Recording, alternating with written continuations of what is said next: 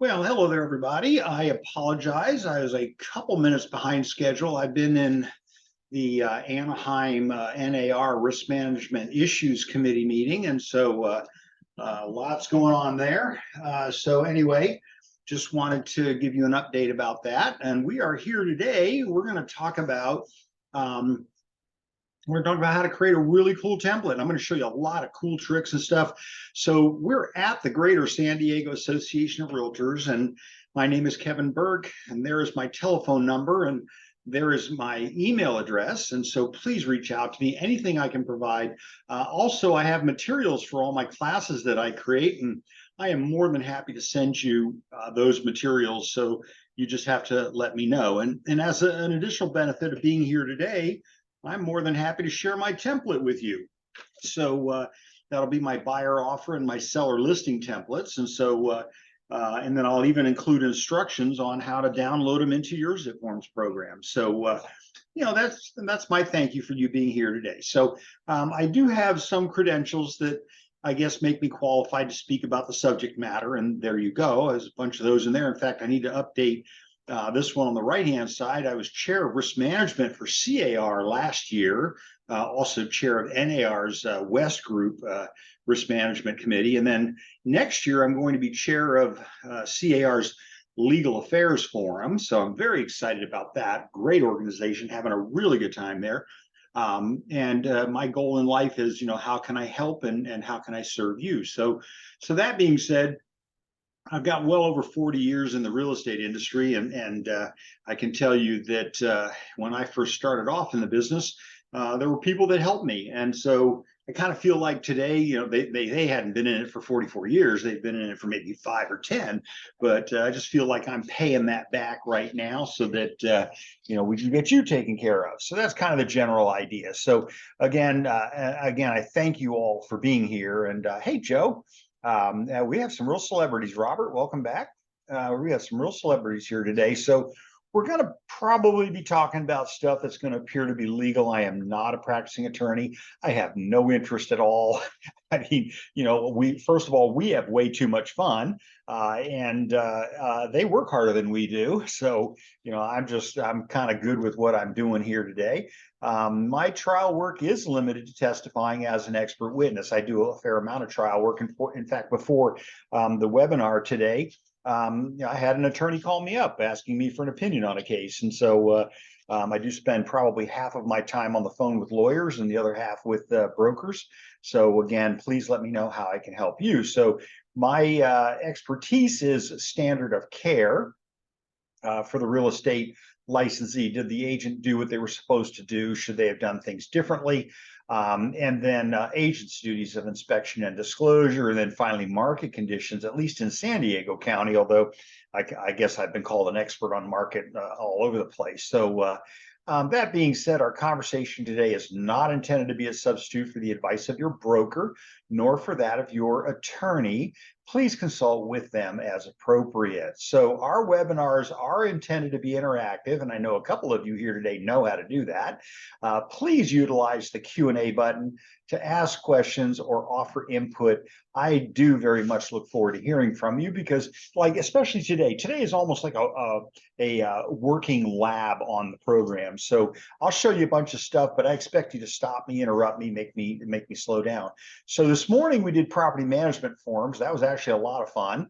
And so somehow the link on the association's website was incorrect, and yet I still had almost a dozen people on the call, so that worked out well. And then this afternoon, we're going to do how to create a ZipForms template. I'm going to show you how to make it DRE compliant as well. So, and then Thursday morning, we'll be doing top 10 risk avoidance techniques, formerly lawsuit avoidance. They thought they would make it a kinder, gentler name, and I guess that's okay. I just kind of always felt like, we need to call it what it is. And so I'm involved in a lot of lawsuits right now, none of which are mine. I've been asked in deposition, how many lawsuits have you been personally involved in? And the answer is 0. So, so those are good numbers to have. I think you can get through your career without having to worry about that. And then on Thursday afternoon, we're going to talk about changes to the RPA, and I'm going to show you the red line version of forms that were withdrawn from the CAR website after the Burnett decision a couple weeks ago. But I have the forms, so the red line, and so I'm more than happy to share those with you, and that'll be after that webinar on Thursday. So that being said, we're talking about member benefits. We're thanking you for joining us for our discussion about how to create the award-winning DRE compliant templates in ZipForms, and so certainly one of my favorite subjects. So what is a DRE compliant template? So DRE compliant template is one which clearly displays your affiliation with your brokerage. Okay, so we need to make sure we do that. And it's an NAR and a DRE requirement. So NAR's code of ethics requires that you do that, but DRE also requires that in addition to your affiliation with the brokerage, you must also have your DRE number on there. And I would recommend also your broker's DRE number on there. So it will include the DRE numbers of both you and your brokerage, all right? So AKA, I really want to be sure that I have a consistently good file. Always, and I'm going to show you how to do that. I'm going to show you the benefits for doing it this way. Okay, so be sure that you are using the current versions of the forms. That's very important. All right, so always, if not, you are putting your clients at risk. You are putting your broker at risk. You're putting yourself at risk. So we need to make sure we're using the current forms. Okay, so you also won't have the benefits of CAR's user protection agreement unless you're using the current versions of the forms. So look at the headers and the footers. That's usually the first clue that you have as to whether or not you're using the current version. So let's talk about what happens when CAR issues the new and revised forms. And I don't know that I have it on my calendar to speak about those before December, but I have for the last probably 10, 15 years at SDAR done the class on the new and revised forms. And so I'm sure they're not going to release those forms until another week or so. So I will start doing those again. And if not at SDAR, then they will be in my podcast. So I encourage you, if you sign up for our newsletter, you will know what I am doing regardless of my affiliation. And so I want to help you. I want you to be okay. So that's kind of my general idea. I believe we're in this to help each other. So when they issue the new forms, the new revised forms, the library will be updated. And so this is an important point. So let's go. I'm going to take us over to the library. So let's do that. I'm going to go to CAR. And normally I'm ready for all this at the time. Oh, probably what I should show you. So standard forms. So if I click on Transaction Center and I go over here to standard forms, this is where I'm going to be able to tell. So down here where it says forms revisions and new form releases, I click on the link. You will notice that the December summary is not there. Okay, so that's the first place I go to look for these things. So that being said, I'm going to go back to the home page. I'm going to I'm going to log into my ZipForms program. And again, so I know that some people log in by going to the SDAR website. I think we can also do that. But for some reason it's why are you locked up over there? Okay, so you can do that by going, if not, you can go to SDAR's website and they have what they call the San Diego One page, which is single sign-on. And so you want to be utilizing that page. Here we go. We're logged in. Let's see. There you go. It's on the screen. Okay. So SDR has provided a single sign-on page, which means that once you log into that page, you can get to pretty much everything that you use in the industry with only entering in that one time. And so, I'd like to suggest that you do that. That's a good idea. And then other people, probably my third scenario. So we have the CAR website, and then we have the SDAR website. And then the third scenario is the ZipForms Plus.com website. And that's normally reserved more for people utilizing the broker version of ZipForms. So boy, our numbers are going up here today on this one. Hi, Linda, welcome back.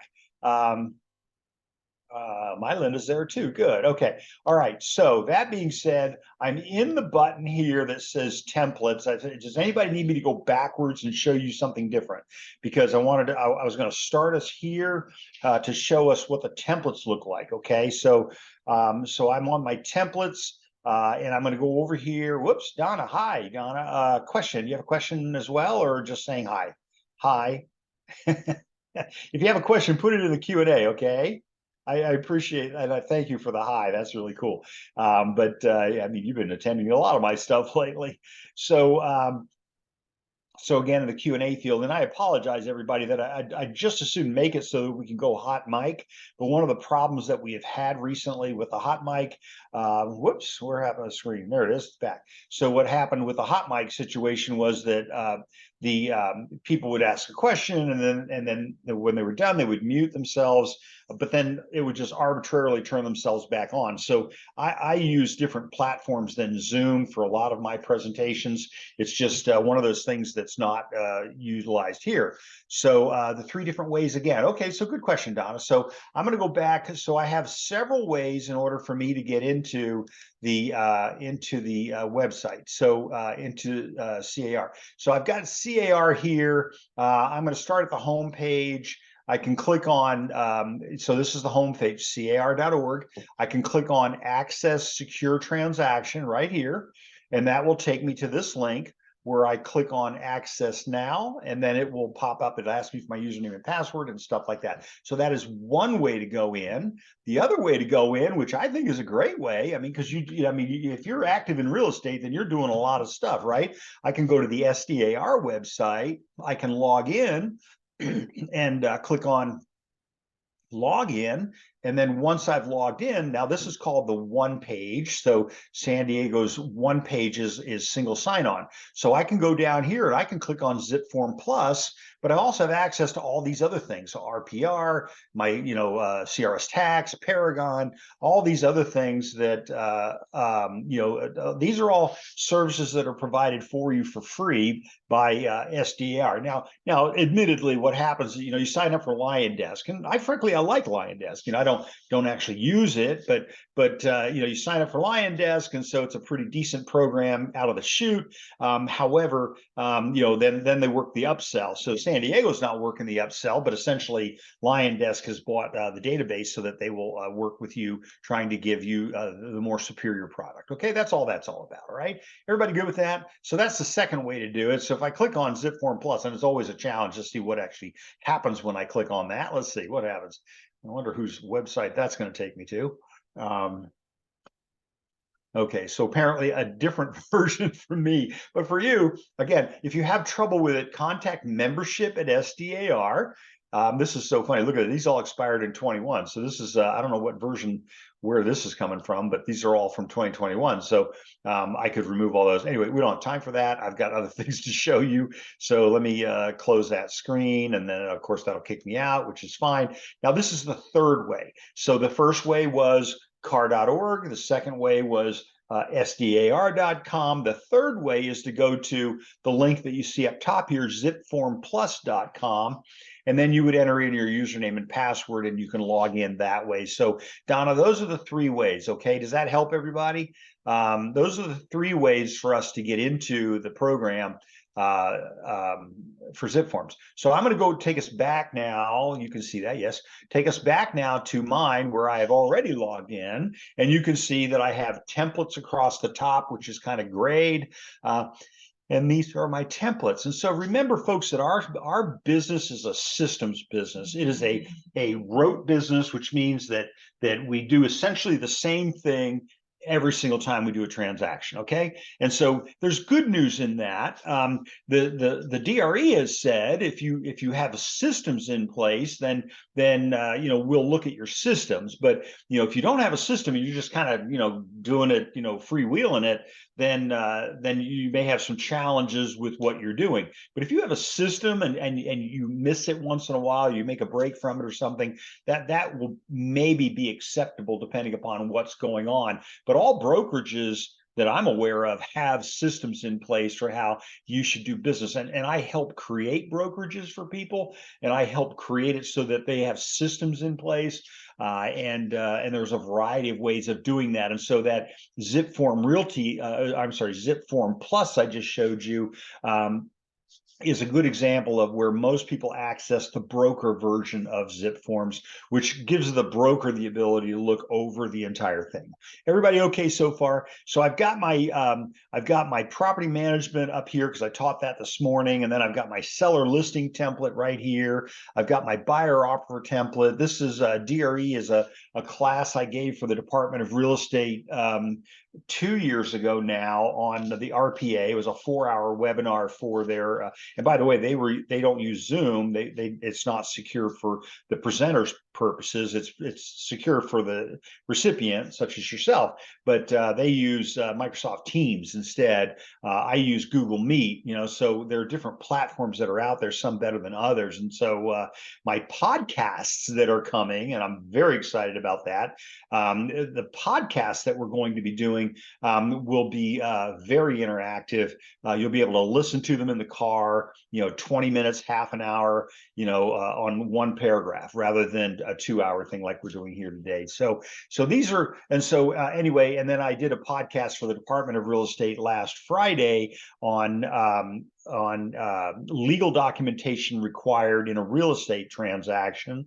And so if you want to see what that looks like, then go to the DRE's website. Here it is. They're going to publish it on the 29th of November, and I'll bring that up again. So right here where it says consumers, scroll down to First Home California, information tips specifically for the first-time home buyer. When you click on that, you see that they have a handful of things that they've already done, and they're going to post mine on the website, of course, after they clean up my dirty language and stuff like that. So I got such a kick because the individual who is the assistant commissioner for marketing, Superman. I really can't say enough.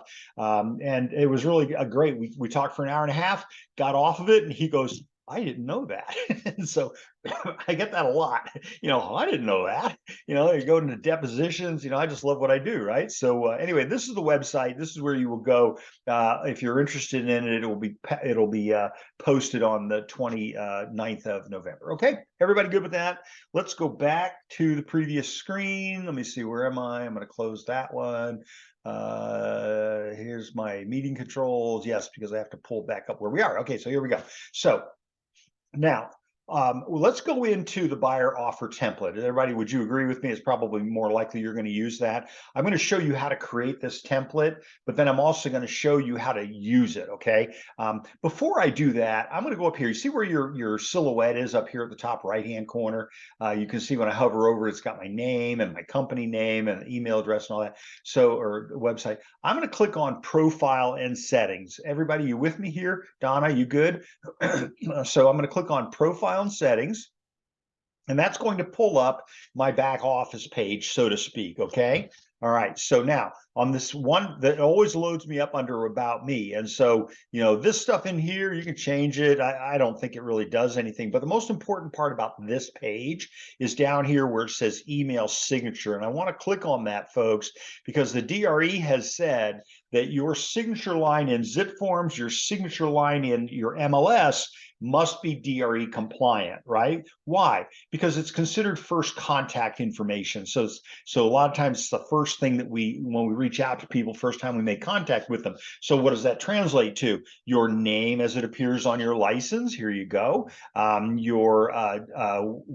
There's my DRE number, my broker DRE number. I'm a broker.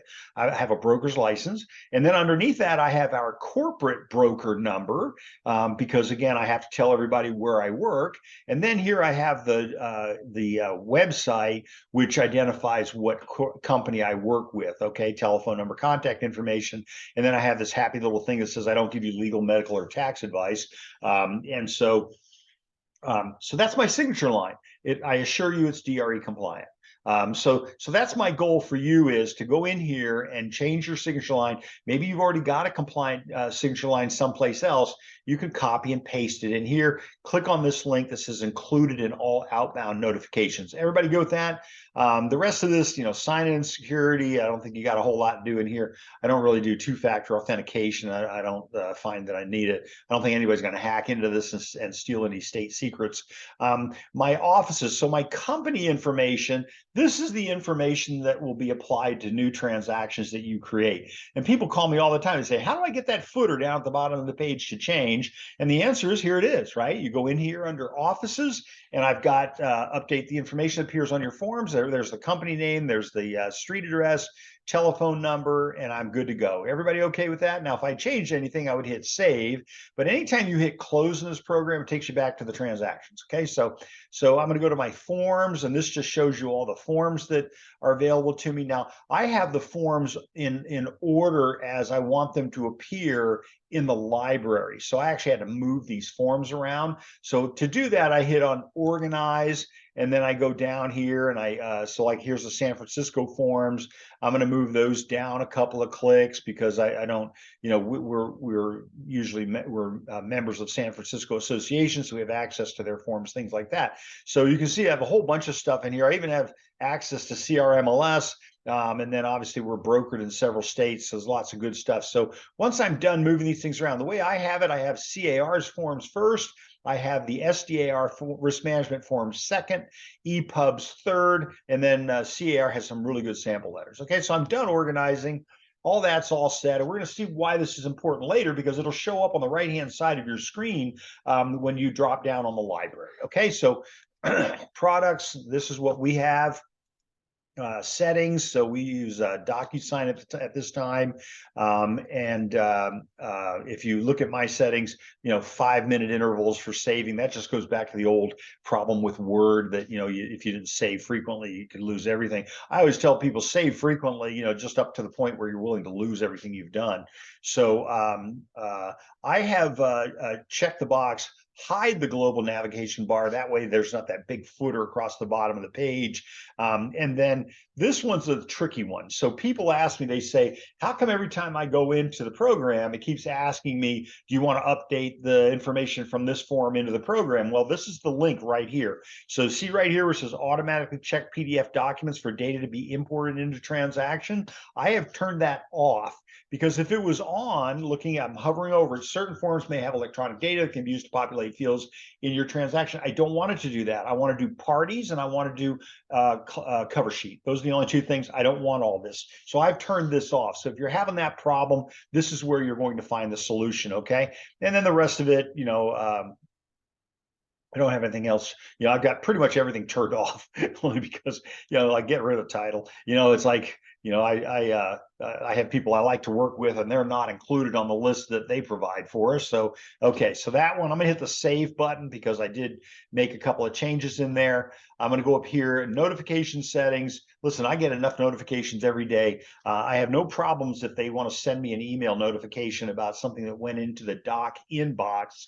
And then transaction, I get those. That's okay. Documents okay. Share requests okay. I'm going to show you share requests here in a minute because it's one of the more misunderstood things the program. I've had TCs say, I don't want access to your program. I'm not giving you access to the program. I'm giving you access to the documents in the program that I want you to see, and nothing more than that. And so again, there's that inexperience, there's that ignorance of how the program works. They should be on this class here today. So I'm going to show you how that works.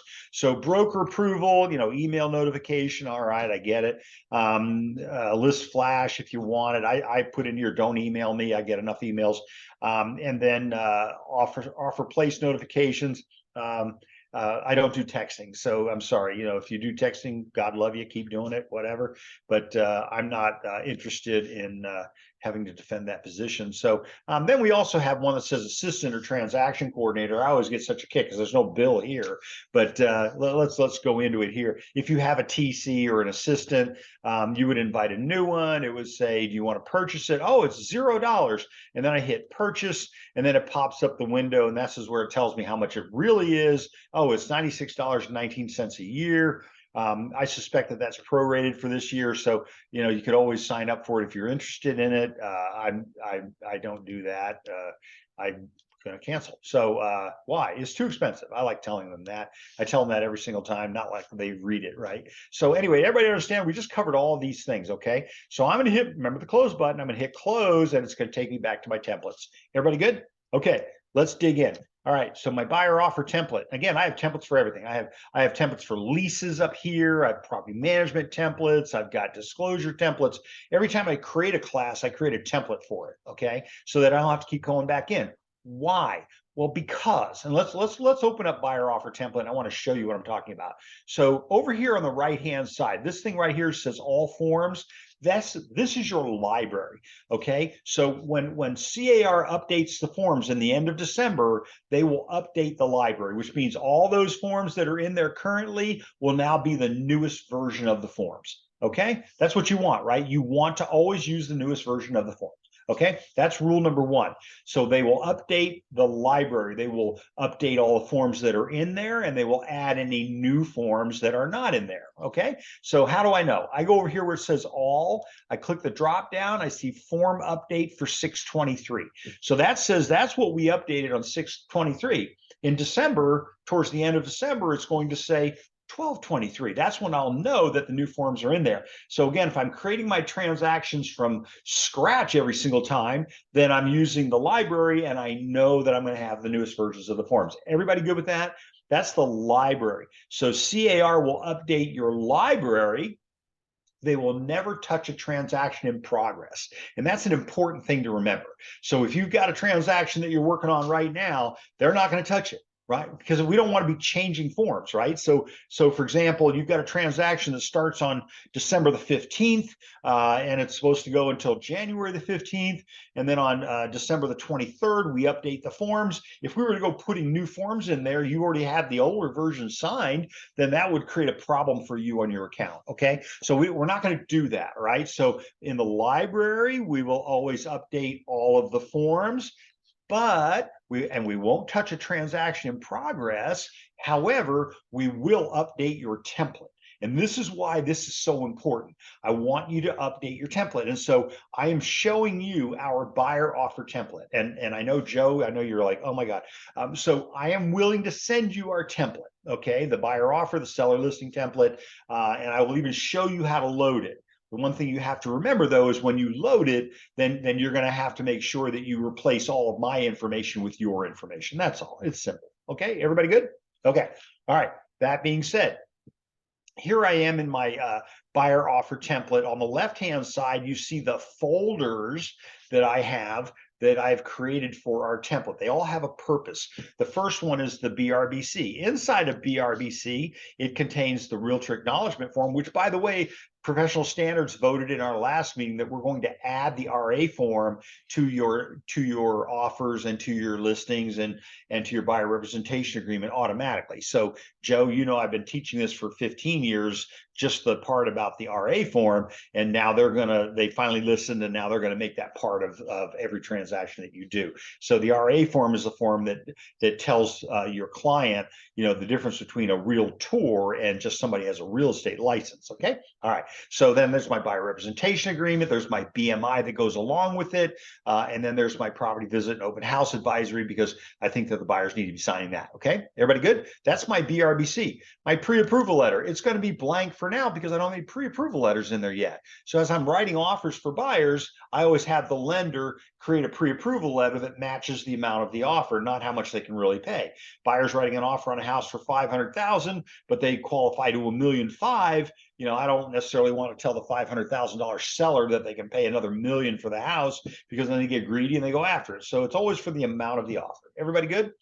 Property info. This is where I'm going to put my copy of the listing, always at or about the time that you write the offer, right? Because that protects you for purposes of commissions and things like that. Plus, you'll have it in the file, and a lot of brokerages require it at the time of writing the offer. But that's also where you put your CRS tax data, and I think you should also put your RPR in there, okay? Because you want to have the buyer sign the RPR so they don't come back later on and say, well, I way overpaid for this house. You didn't tell me it wasn't worth that much.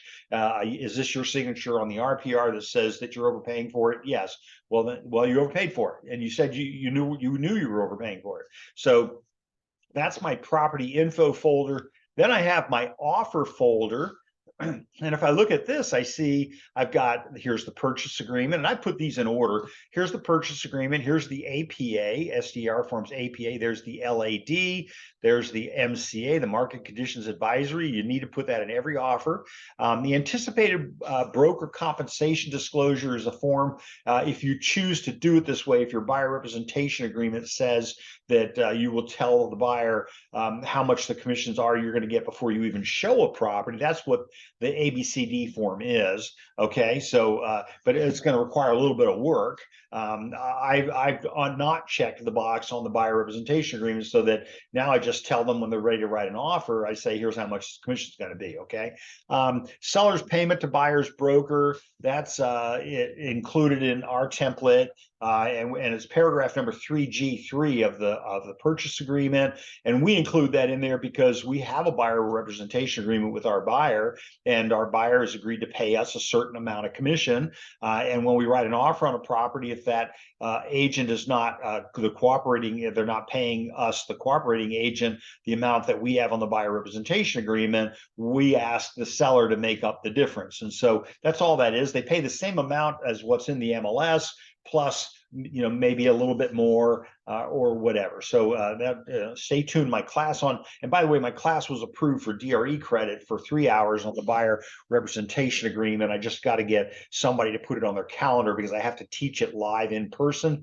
It's not a correspondence course, which I prefer to teach that way anyway. So whatever. So SBSA, water conserving plumbing fixtures, cybercrime flyer, water conservation flyer. I've got my non-contingent offer advisories, the one from CAR and the one from NAR.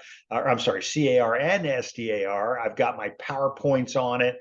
Acting against the broker's advice is a form comes out of CAR sample forms.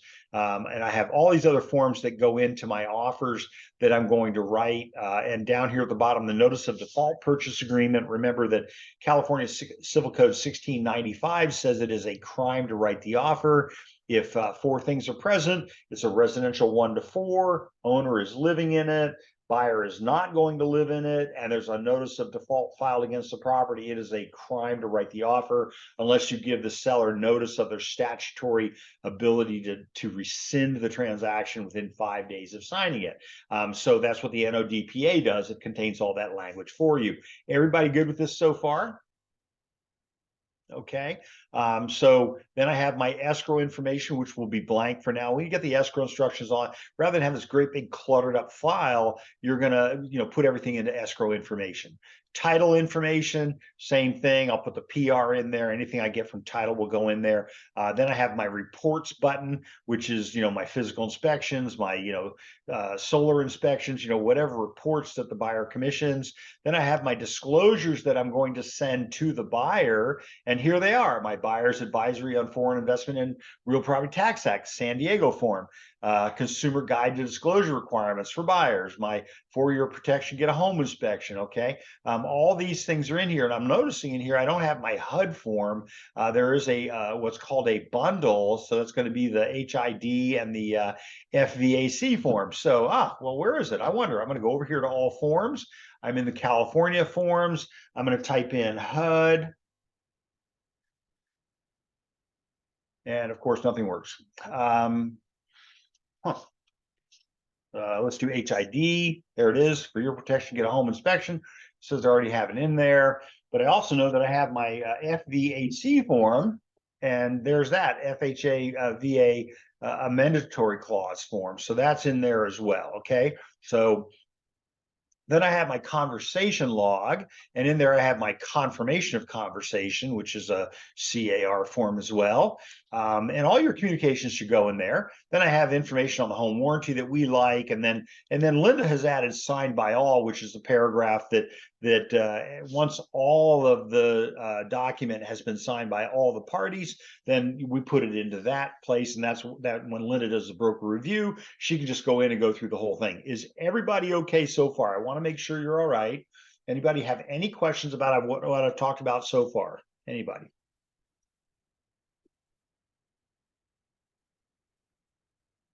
Okay, hopefully I haven't put you to sleep already, but let's take a look at a couple of other things I want to show you. So I'm going to click on folders, which will take me back. You always know when you're in a folder because that little arrow is right there next to select all. So you always want to be back at the main folder. So I got a couple things going on here. I've got apply template. I've also got add document. So if I want to add a document from my computer into this program, I can do that. So for example, I did load earlier today the tenant protection guide from the city of San Diego that was passed and signed by the current mayor back on May the 13th. And it says that you must provide copies of that to everybody that you lease a property to after June the 24th of this year. Okay, so that being said, I know note to self, I've got that, and then some misspellings on the forms and stuff like that. So I'm going to send those, I'll kick those up to the higher order. So that's my add doc. And so so when I click on add doc, what happens? Well, I get this here, I'm normally going to go to browse for document, and then it'll pull up, there's actually the tenant protection guide right there. And then add folder is I want to add a new folder and call it something, and then I'll put forms inside of that. Okay, everybody good? All right, now I want to show you a couple little tricky things. Okay, so right here where it says buyer offer template November 2023. Okay, I'm going to hit the drop down, and Joe, oh darn it, it's not available in here. I'm going to have to create a transaction. I'll show you this after I create a transaction. You are going to love this. Okay, but this is where I can drop down, change the name of the template, do stuff like that. I've called it November of 23 because I updated it yesterday morning. Okay, so it's a purchase template, it's a residential property, it's a personal one. If you've got the broker version, then you would have access to global and office templates and stuff like that. Okay, so that's going to be my button under the drop down arrow. Then I have this button. Now this is really important. So parties, okay, so parties, and nobody's going to tell you this, but parties and cover sheet talk to each other, and if you get this part right, then all your forms will be okay. All right, so what do we have?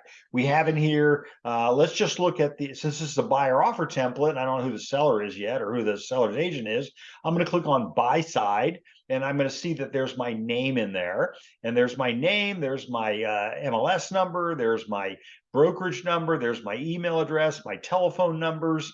I don't have a cell phone, which is really not true. I have several cell phones, depending on where I am. But I don't give out my cell phone number. So that, by the way, that didn't have my cell phone number in it with my office number. Here's the company's name. Here's the company's license number. Is everybody good? I'm going to hit my save button. So you need to do that. You need to go into this program, go to parties, click on buy side, and then go ahead and add your information. The drop down arrow says I can view it, I can delete it, I can email to it. I can also save it to contacts. Okay. All right.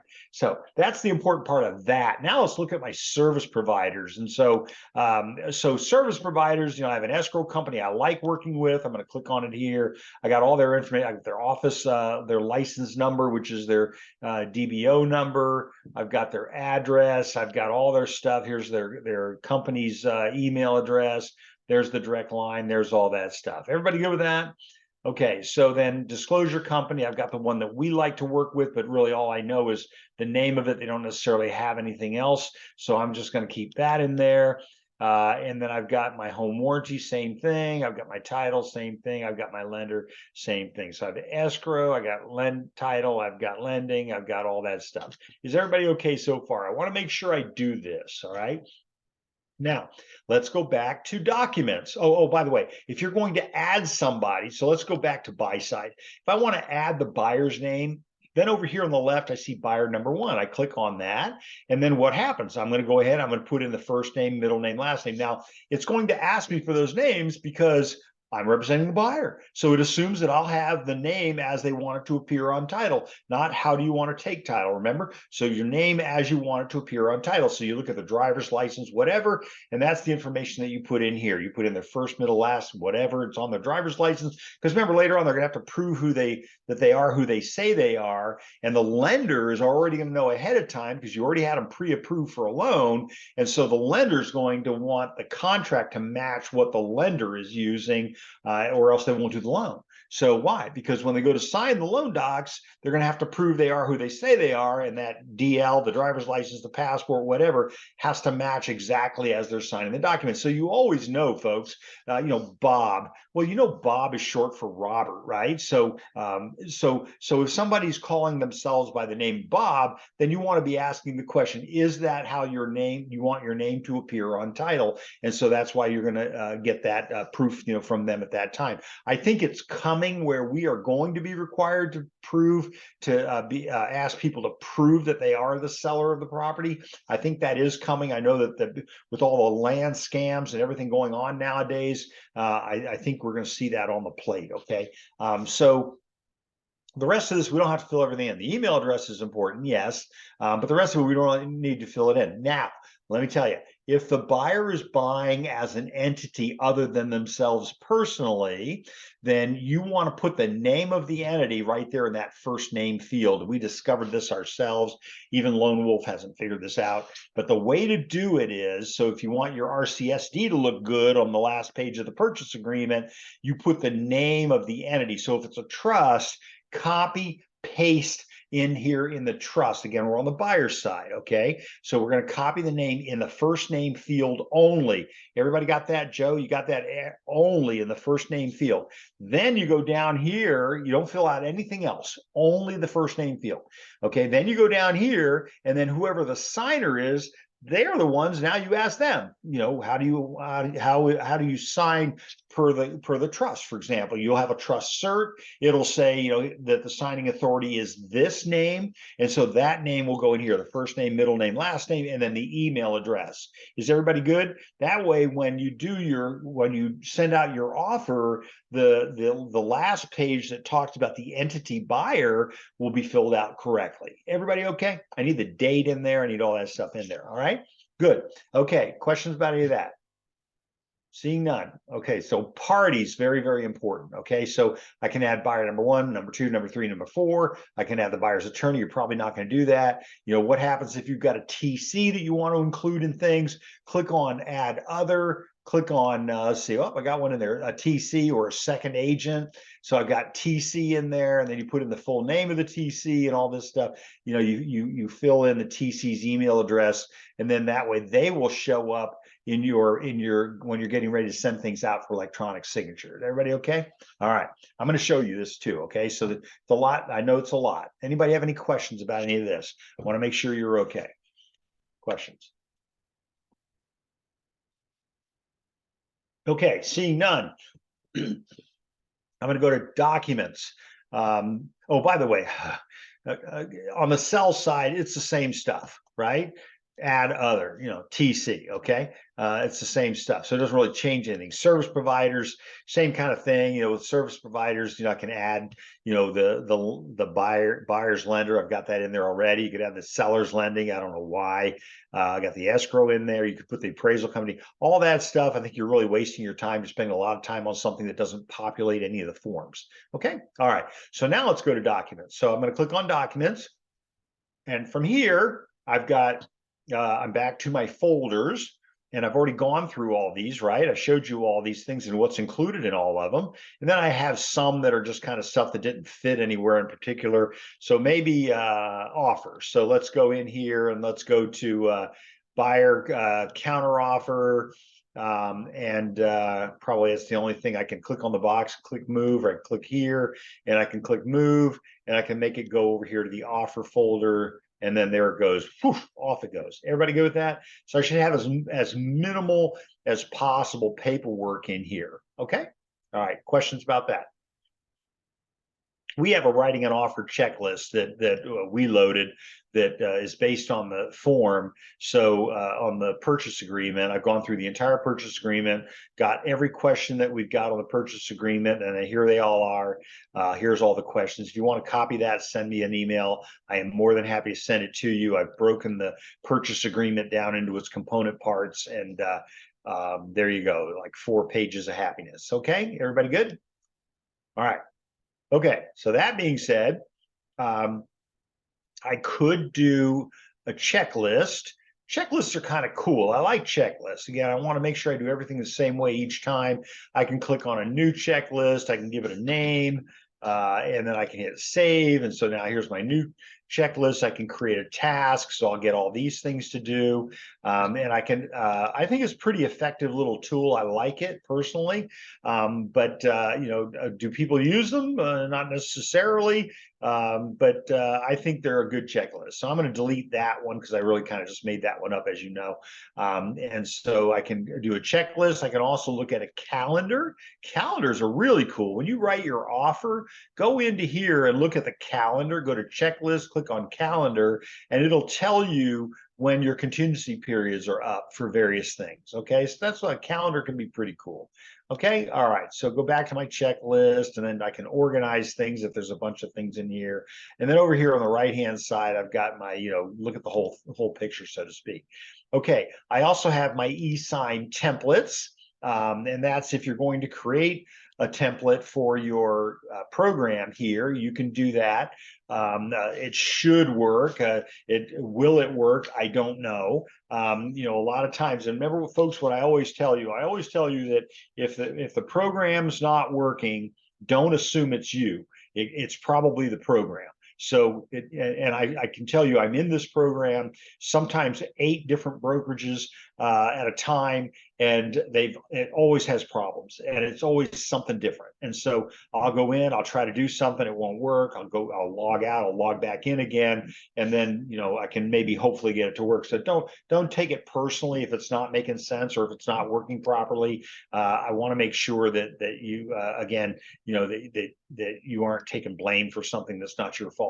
So documents to sign, again, maybe I create my BRBC, maybe I want to sign all 4 of these, and then I hit close, and then it pops up with this window, which I don't care for, but I'm always going to change that name to, well, what did we do here? We did the BRBC, right? So I'm going to call it the BRBC.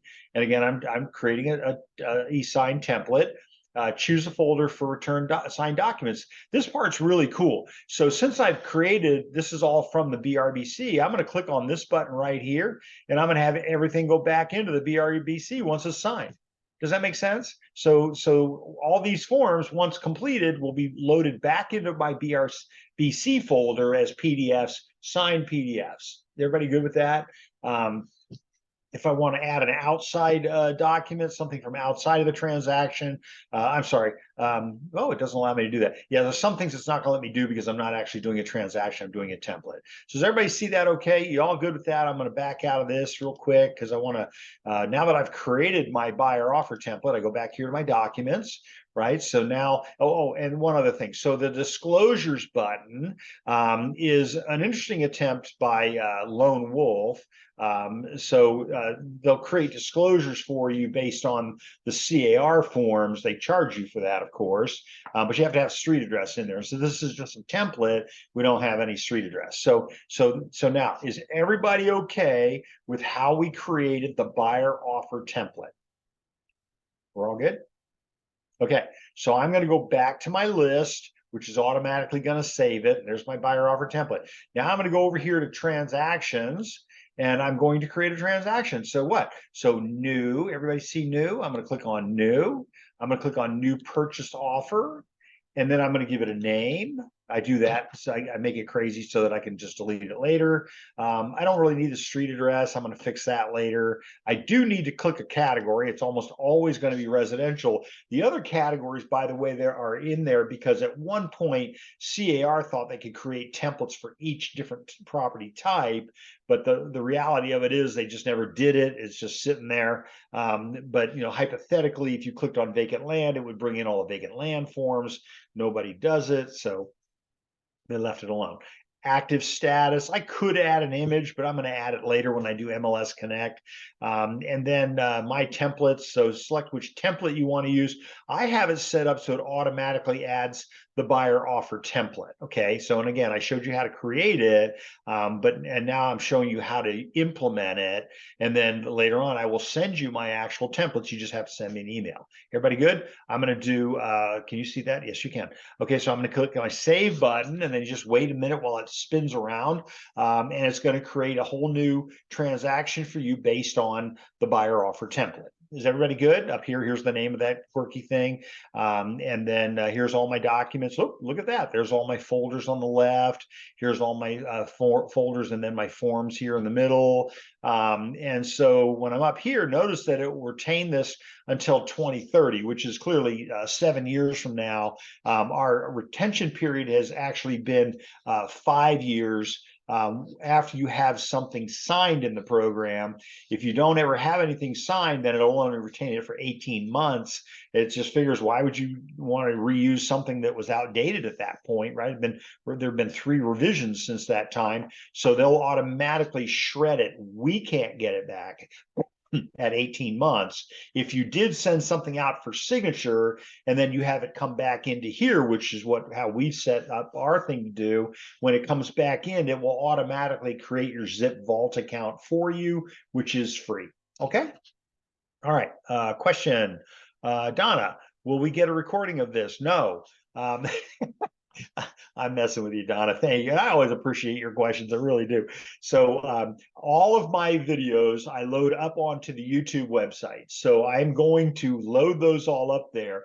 But again, there you'll see the videos, and I'm going to show you the link at the end today. That's where you can watch all my videos, all my webinars, free, no firewall, open to you. Everybody goes and looks at my webinars. The DRE goes to look at my webinars.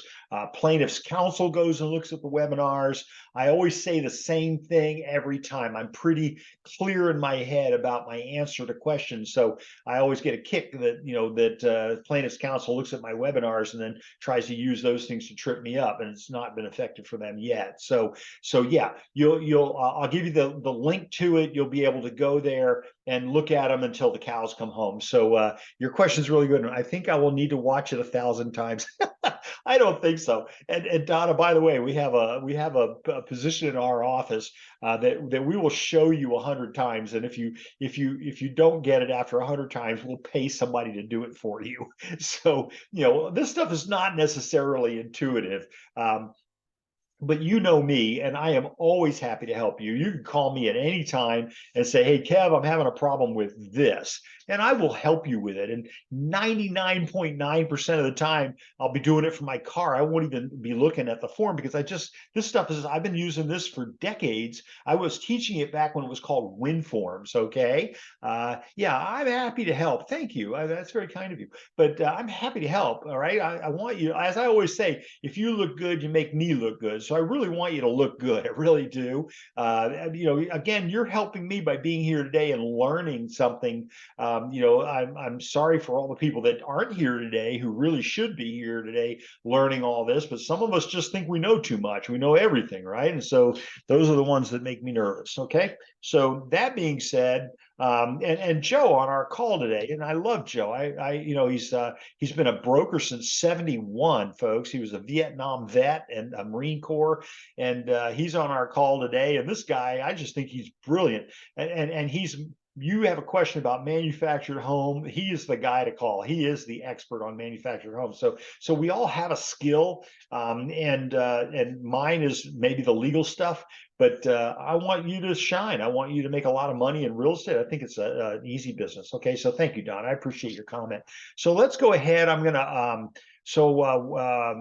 these are my documents again. Now, by the way, if I want to move documents around, I do the same thing I did before. I click on organize, and then I go over here and I drag that down, or maybe another one or whatever, where I drag them up from the bottom. So I have all mine in place intentionally. Okay, so I'm going to move that cover sheet back up because that's, I know Linda likes it there. Let's upset Linda. So this is dangerous. So I'm going to move this now to the very bottom, because once I fill it out, I don't need to fill it out again. Okay, so here it is. And then, of course, next time Linda goes into the program, what did you do with the cover sheet? So, we love Linda. we just love Linda, but you know, sometimes she does things a certain way, and she likes not to be interrupted with that. Everything always the same way. So me, I'm the king of improvising and stuff like that. So you know, law school kind of does that too. It makes you nuts. So anyway, I moved the cover sheet down to the bottom because once I use it, I don't go back to it again. So that being said, let me see what else have I got. So I showed you how to create your own transaction here in by using the template that we created. Okay. Now, the other thing I haven't told you that I'm going to give you is going to be where did it go? Where did I do with it here? Hang on a second. Here is, I'm going to send you this. I may even update it, but because this looks like the old board. So ZipForms template, this is what you do. You click on template. So when I send you my template, you're going to go ahead and you're going to click, you're going to save it to your desktop. And I think I have that instruction. Yeah. So you're going to got the instruction in here, click on import, browse for the file. So I may redo all this because, I got some other things to tell you about. So that are not in here. So once it's loaded, you click on open, et cetera, et cetera, et cetera. So I will send you the instructions. Okay. Because, it's no good for me to send you the template if you don't know how to load it. The key ingredient is to remember that when you save it to your desktop or whatever, that you don't open it. You literally go in and grab it from ZipForms directly and then let it load itself. And yes, it's going to spin for a little bit. That's because you're giving it probably at least an 8 meg file. Okay. So, but again, once you do this one time, you don't have to do it again, right? Well, I'm going to update. So I updated them yesterday morning just because I needed to fix a few things. And that's why I've named them now November. But when the middle of December comes around, yeah, I'm going to go back into the forms again, and I'm going to pull up the. I'm going to go up and update my template. Well, since I know that CAR will update the forms in my template, the only thing I need to look for is if there's a form that I need to add to the template. Like, remember what I said earlier, the buyer representation agreement, they pulled that out, and I had to go in and manually add the BRBC. Okay, everybody good? That's my buyer offer template. Now, I told you I wanted to show you another trick. So let's look at this other trick. So up here, here's the drop down. Everybody see this? Donna, you good? Can you see this on right here? Drop down, and then here's all the details of my transaction. Obviously, I created it 7 minutes ago. It doesn't have an address because I haven't put an address in there. Over here on the right is transaction details. So if I want to change the name, let's say I want to change it to Bob. And why is that important? Well, I'll tell you why. So I'm going to change this to Bob, okay? And the reason that's important is when I go ahead and I create a form, right? Whatever this name is up here will appear at the bottom of my form. So I'm going to click on offer. I'm going to click on the purchase agreement. It's going to pop up the new window. I'm using the new stuff. I like it. It's okay. But down at the bottom of the first page of every form, look at this. It's got the name that I named the form. So on the bottom of the first page, well, there's a second page of agency. But when I go down to my offer, and this is, by the way, I use this in trial because, I'm looking to see who wrote your offer for you. So down here is this name that we just kind of, hashed it down there really quick. Here's all my information in the footer, but this information right here is what I called the transaction. Okay. So be careful what you do, because when this first came out, when we first started doing this, people were nasty comments about their buyer, and it's like, why would you do that anyway? So it shows up that way. Okay. All right, so let's go back to my drop down. This is the big takeaway I want for you right now. Joe, heads up, man. Email to transaction. You see this? And I'll show you this a couple times if you want. Email to transaction. When I click on that, it gives me an email address that is specific to this transaction. Okay? Doesn't share with any other transaction. So if I save this email as a contact, so save as contact, I'm going to save it to my computer, desktop. I'll save it. It's a vCard file, so it's really an Outlook file. So I'm going to save it, and then I can click on it, and then so here's that email address. Okay, so why is that important? Well, it's important because when I am other than in this program, when I am in my regular email, when I'm in Outlook and I'm sending an email out to the other agent on the transaction, I include that email address in the copy line. It will automatically load a copy of that email into this transaction. So when you're sitting there and your broker's saying, where's all your emails on this transaction? All you got to do is go back in there and add the CC line, and then it'll automatically pull them all into this. Okay. Or if you've already done all this and you weren't using it, you can always forward all of the emails to that email address and it will automatically load it in here. So Joe, you don't have to go PDFing all these things anymore. Okay. All right. So, and Joe, I think you and I have already talked about this. I think you already have this down, but that's a beautiful thing, right? So now you have, every time you do an email. So let's try it out here. I'm going to go into my, I hate to open my Outlook program because there's like 12 million emails in there. So let's go ahead. I'm going to create a new email. I'm going to have to change who I am as a sender. I'm going to send it to that email address. Oh, you can't see this. I'm sorry. Hang on. So I have opened up my email program. Here it is. Okay. And so now I'm going to go back and I'm going to grab that email address that I just created. Where did I create it? It was on the desktop. So I'm going to go up here to the desktop, click on that. You can't see that either. All right. So I saved it on my desktop. Take my word for it. There you go. So I'm going to look for that email address. Where is it here?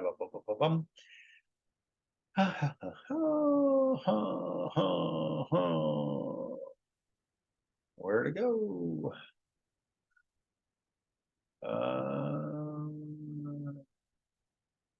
Well, where to go? That's weird. I saved it to my desktop.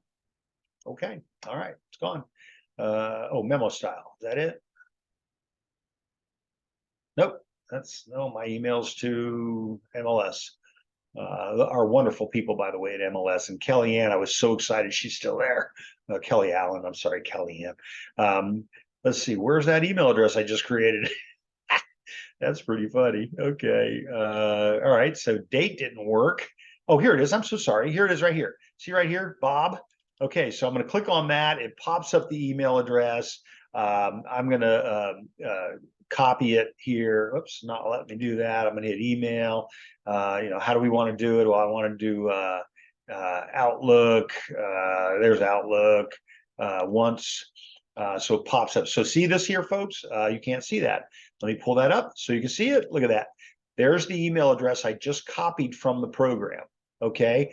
So now I want to send a message to that email address. I'm going to go ahead and I'm going to hit send. Okay. And so it's going to ask me for, correcting spelling, which obviously we don't care about that. So change the window. Let's go back up. I'm going to go back into the program really quick. Here it is. And then let's see. This it should load it. So I'm going to back to my list because it's kind of like a refresh. So there's this transaction we're working on. I'm going to click on that. I'm going to click on documents, and of course it's still not there. All right. Anyway, here's what it does when it gets around to doing it is it actually loads it into the transaction. It'll say email to transaction. So you will have the emails from all of your transactions included right there. Okay. All right. I'm going to X out of that because we have too many windows open and I'm sure I'm going to have a problem at some point. So I'm also going to, what's this one? So no, that's not it. So we won't worry about that. Cancel that. And then I'm going to close my, well, Outlook should have worked. Why didn't it work? Sent mail, sent items. There it is. Okay. So it sent it. Boom, boom, boom, boom. Good. Okay. So it sent it and we'll close that. So at some point it'll show up in here. Let me try this one more time. By the way, a good way to refresh things is to hit dashboard.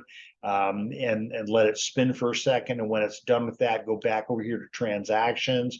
I'm going to click on the Bob one again. And all right, it'll show up at the appropriate time. So it may be my email. So anyway, okay, so that is how I get that email to transaction to work. Okay. Now, let's say that let's say I've done a real estate transaction and I just love the way that I did it. And I loved it so much that I want to keep using it. So see right here where it says save as template. I'm going to save it as template. What are we going to call it? Same thing, purchase template. Don't automatically apply it. You can say okay if you want to save it. Do not change anything in here. Click on save, and then now watch what happens. It's going to spin for a minute. It's saved as a template. I'm going to go back to my list. I'm going to go back in here to templates, and then there it is. Now I have a template based on a transaction I just loved that I did. And so now every time I go back over here and I'm on transactions and I click on new transaction, I go new purchase offer, and now I just pull up, which template do you want to use? Well, it's this one right here. I want to use personal. This is the one I created that I just love so much. Is everybody good with that? I know that was a lot of material. I could literally spend 20 minutes just on doing that. Is everybody good? Everybody's okay? I mean, obviously, I'm going to go back and delete it because we weren't really doing anything with it. I'm just intrigued to know, when my email correspondence is going to show up in here. So anyway, that's how I created the template for the buyer. All right. Questions about any of that? Seeing none? Remember, when I send you my templates, you'll end up getting into you'll end up importing it. So let's go up here to templates. So you're going to import when I send you the template, you're going to import it into your template. So you see here, I clicked on templates, and then now I'm going to click on import, browse for file, and then I'm going to pull that form up. And where did I hide it? Up here. Oh, it's in my CAR folder. So I go to my CAR folder and I go to new forms, and I'm going to look for ZipForms Advisory Committee, and this is where I save them. So there's my buyer offer template from June of 2023. I'm going to probably delete these because I've renamed them. So now I have my November of 2023, and then I only do this twice a year. This is like one of those very rare occasions where I updated them yesterday because I don't have to, because they're going to update my templates for me as we go, right? Okay. And by the way, that includes soft publishes. So for example, I finally broke down, I mean, if you've been watching my webinars, paragraph 11M of the purchase agreement was just making me insane, right? Because why? Because it says on 11M, and let's pull up 11M really quick here. So go to offer, I go to this part here. 11M said solar systems. So so we were working, every time I would do this class, I would pull up 11M, and 11M would say solar system. So I finally sent an email to carforms@car.org and the wonderful people. We have great staff people there. And I said, folks, you've been telling us that you were going to change this to solar power systems, right? Because every time I saw solar systems, I thought we were selling like Mercury and Venus and Jupiter, because that's a solar system, or maybe the Milky Way galaxy or whatever. And so would you please add power to it? And they did. They added power to it. So, it just got missed. That's all. And so that's a good example that they did this in the middle before it was time for another publication, right? So we call that a soft publish. They fixed it in the middle, but you would have never known that unless you used your template, because they updated my template, which has now solar power systems in it. Is everybody good? This is, again, is it for, I'm on the Lone Wolf Advisory Committee, and I know I talked to the president the other day, and he said, yeah, you're right. We really need to have another meeting. Every time I send a problem up to these people, he gets it, he responds, and then like half a dozen tech support people, how can we help you? How can we help you? It's like, heads will roll. So, if you have a problem, you're having an issue, let me know. I am happy to help you in any way that I can. Okay. So there's my good example of solar power systems now is in the form, and I'm very proud of that. So, and again, CAR, for what we're doing, they just do a great job. So I'm very appreciative of them. So that's how I created my buyer offer template. And then in my drop down, was there anything else in there I wanted to show you? If I have a transaction, I'm in templates. So let's say I'm in my transactions and I've got the Bob transaction. I write an offer for Bob, and again, I know that the forms have not updated between now and when I updated them the last time. So Bob wants to, Bob writes an offer on a property. It doesn't get accepted. Okay, has that ever happened to you? It doesn't get accepted. Well, I don't want to have to start all over again. So what I'm going to do is I'm going to go over here to the right-hand side and I'm going to do copy transaction. Okay, so why? Because what's going to change? I've got the same buyer's name. I got my name is still the same, all that stuff. And so I'm going to hit copy, and now it's going to pop it up and it's going to say, well, that one was Bob. And I'm going to say, well, this time I'm writing an offer for Bob on the Nancy property. Okay. Again, I don't touch anything down here. And then I hit save. And by the way, I asked them, I said, what happens? You should be able to touch these things. They said, we don't know. So, okay. So now I'm in my transactions. Here's the offer on the Bob property, but now here's the offer on the Nancy property. And so the Bob property I created 19 minutes ago. I modified it 12 minutes ago, but now I'm writing an offer on the Nancy property because I don't want to start all over again. So here's the Nancy property. And by the way, as the seller's agent, you're going to do the same kind of thing. You're going to do the when you get 5 offers on the property, makes it so easy for you to counter all the offers. Okay. So is everybody good? I'm in. Now see that little arrow? That means I'm in a folder over here. So I'm going to click that, and that's going to take me back to, gets rid of the arrow. That means I'm back in this, which is these things. And so whenever I send a document out for electronic signature, they will come back in, and over here, it will create a folder that'll be the name of whatever you named it. Okay. And so that's a very important concept. Otherwise, you've got a bunch of gibberish. E-sign packet 1, e-sign packet 2. It's just kind of dumb, right? So anyway, it'll show up over here on the left-hand side. And remember, when they sign something, that automatically creates a Zip Vault account, assuming that you had it automatically brought back in again, which means it'll save it for 5 years. Apparently, it's going to save it for 7 years now. They've raised the ante on that. If you're going to get involved in litigation, it's usually the statute of limitations for most of it is 3 years. Okay, so that's why we don't shred it until later. Frankly, fraud, there really is no statute of limitations. It's 3 years from the date of discovery. So, you don't discover it until year number 4. You file your lawsuit. You have 3 years to file your lawsuit. That's all. Okay, so we want to make sure that you're okay. Everybody good with that? That is my buyer offer template. Okay, I'm going to go back to my list. I'm going to get rid of these 2. Be very careful. So I'm about to delete 2 of these things. All right. Now I want you to remember something. Once you delete something in this program, you can never get it back. I can't do it. Lone Wolf can't do it. It's like you bypassed the recycle bin and you went right into oblivion. Okay. So very judiciously, I would not delete things. So instead of deleting them, I'm going to go up here to where it says set status. So I've got these 2 here. I'm going to click on set status. It's going to say, what do you want to call it? I'm going to call it inactive. So I click on inactive. It says, do you want to send those 2 to inactive? Yes. And so away they go. So now I've uncluttered my desktop, right? And then I can go, if I want to see them, I can go down here into my inactive. There's inactive, and there they are. They're right there. Everybody good? All these have the inactive label on them. Okay. All right. Everybody good with that? Let's talk about my seller listing template. Again, I might even get you out of here a couple minutes early, but I wanted to show you all this because this is very exciting stuff for me. So maybe not for you. I don't know. So let's go over here. I am going to delete the Bob template. So again, it's in red because that means if you screw this up, we can't get it back. So there's my buyer offer template. Aha, there's my seller listing template. I'm going to go ahead. I'm going to open up my seller listing template. And I'm going to see, look at that. I got all these folders over here on the left-hand side as well. This is what I do. I create these folders with the forms in them that we need to have in the transaction. That's the important part. Okay. So I'm going to get rid of that. So I've got my, here's all my main folders, and I've got a handful of things down here that just really didn't go anywhere, that, I didn't have a real place for them in the contract.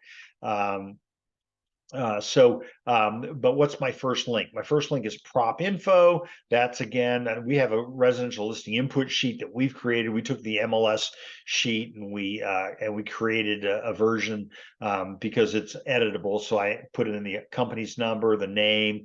I've highlighted the stuff I need the seller to tell me about. I've got check boxes. So pretty much created most of it. Down here, I've got room dimensions because I know I have to have that, things like that. So that's our checklist. But in property info, I want to see the MLS printout. Again, we're in the seller side this time, the MLS printout, and a lot of your brokerages require it.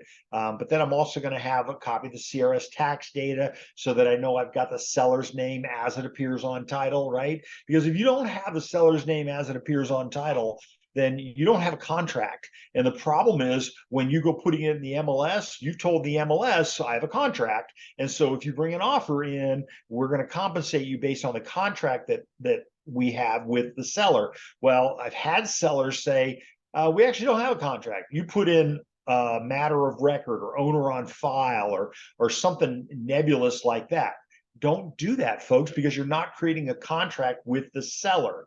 Same thing happens when you write your offer. And I had a flipper I called the other day, wrote an offer on one of our properties. And I said, you're going to have to rewrite the offer. And he said, why? And I said, well, because you've got, owner's name is matter of record. And that's it's an ambiguity, it creates an ambiguity in the contract. So without doing a law class for you, again, I do teach this to attorneys, but essentially you need to have the owner's name as it appears on title. So if you input a listing that you only have owner of record on the account on the file, and the owner tries to get out of it, you're going to end up paying the commissions to the other agent. So this is why I'm just telling you, caution. Make sure that you've looked it up. The CRS tax data is usually fairly reliable. Linda will go in and dig into the grant deed, so she wants to know exactly. She does a copy paste, saves it in there, puts it in there exactly as their name appears on title. Okay. And again, we accomplish that by going to the party section, and we go to the sell side, and then we put seller number one. Again, if it's a natural person, we fill this part out. If it's not a natural person, the first name field will be the name of the non-natural person. So the such and such LLC, so and so trust, dated, whatever. We'll put that in here on the first name only, and then down here on the bottom, we'll put in the name of the signing authority, whoever has authority to sign on behalf of that non-natural person. Is everybody good with that? Important stuff.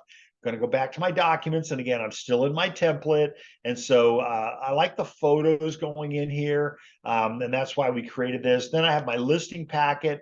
Here's all the forms that we send out to the seller at the time of the listing. Right now, not all of them. So like if it's not a trust, we don't worry about that. What else? All this stuff goes. If we don't have a contingency for the replacement property, then we don't send that. Seller property showing checklist, that may go in under miscellaneous. So let's do that. I'm going to move that one over here to miscellaneous. Actually, there's a couple of them in here. Look at this. I'm going to turn all these over, and what to know about home inspections. Those are all, I'm going to send all those over to miscellaneous. So I'm going to click on move, and then I'm going to scroll down, and there's miscellaneous, and then I'm going to move all those. So those will all move out of the listing packet folder and move over to the miscellaneous folder because I don't need them in every transaction. Okay. All right. Everybody good? Okay, so that's my, so going back to my listing packet, I see all the forms I need to send out to the seller at the time of the listing. Now, arbitration agreement, I threw it in there. One of the reasons we took the arbitration agreement out of all of the listing forms was because brokers were coming back and saying our agents are committing us to arbitration when we don't want arbitration. We want to go to court. Listen, I agree. I love going to court, right? I mean, that's my sandbox.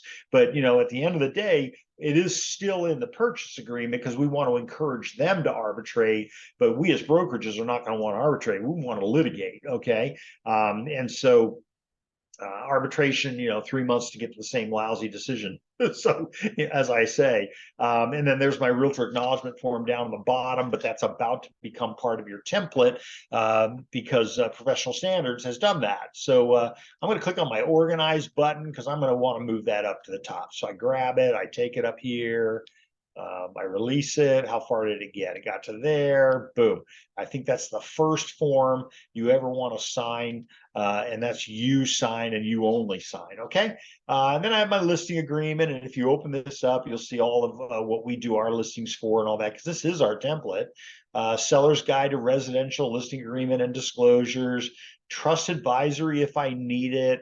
Addendum to purchase, I think I really want to move that over to offers. And so the reason is because in the addendum, it's an SDAR form. And in the form, it even says in the form, it says made part of a purchase agreement. So we don't, since I don't know the date of the purchase agreement, I don't know who the buyer is, I really can't do anything with it until an offer comes in. So I'm going to go ahead and move that. And then, Linda, she's actually listening to this webinar. Hopefully she won't have a stroke, but I'm going to go ahead and move that over to offers so that I have it in the place where I'm going to pull it up, because when I put the buyer's names up here under parties, it'll automatically populate the form. Okay.